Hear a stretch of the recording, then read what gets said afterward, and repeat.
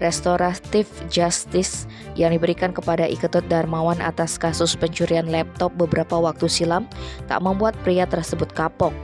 Kini warga Banjarbatur, Desa Watu Bulan, Kecamatan Sukawati, Gianyar ini kembali melakukan pencurian seperangkat gamelan beleganjur milik Yayasan Jambe Agung Batu Bulan.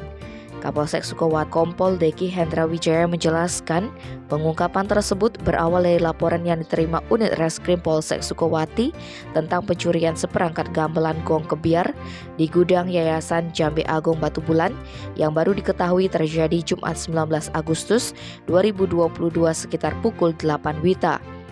Gamelan yang dilaporkan hilang oleh pemilik yayasan atas nama Idewo Agung Bagus Eka Pemayon terdiri dari 4 set bilah gangse, 4 set bilah kantil, 2 set bilah jegok, 2 set bilah calung, 1 set bilah ugal, 1 set bilah penyacah, 8 buah reok, 4 buah cengceng, 1 buah kempli, dan 1 kleneng dengan kerugian mencapai 100 juta rupiah. Setelah melakukan penyelidikan ke tempat-tempat perajin gamelan di wilayah Gianyar, Klungkung, dan Badung, didapati informasi bahwa ada seorang laki-laki pernah datang untuk menjual gamelan ke tempat perajin gamelan di wilayah Klungkung dan Badung.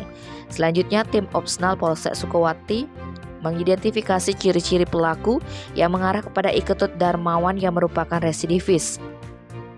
Setelah diamankan di rumahnya di Banjarbatur, Batu Bulan, pelaku mengakui perbuatannya telah melakukan pencurian seperangkat gamelan di Yayasan Jambe Agung. Gamelan tersebut ia jual ke perajin gamelan di wilayah Klungkung dan Badung. Pelaku mengaku melakukan pencurian dengan cara memanjat trali besi, lalu memotong tali pengikat bilah gamelan menggunakan pisau dan membungkusnya dengan karung plastik. Parahnya, pelaku juga melakukan pencurian gamelan di 2 TKP berbeda, yakni di State Barong Pura-Pusa Batu Bulan berupa 2 buah tungguh bilah jegok dengan kerugian mencapai 15 juta rupiah, dan di Balai Banjarbatur, Desa Batu Bulan berupa 13 buah cengceng dengan kerugian mencapai 7,5 juta rupiah. Menurut pelaku, hasil kejahatannya dipakai untuk membayar utang, bermain judi online, membeli HP, dan memenuhi kebutuhan sehari-hari. Akibat perbuatannya, pelaku diancam hukuman selama-lamanya 7 tahun penjara. Sementara itu, Kasih Intel Kejari Gianyar, Igede Ancana mengatakan proses hukum berjalan sebagaimana mestinya, meskipun pada kasus sebelumnya pelaku mendapatkan RJ. Tim Balai Ekspres melaporkan.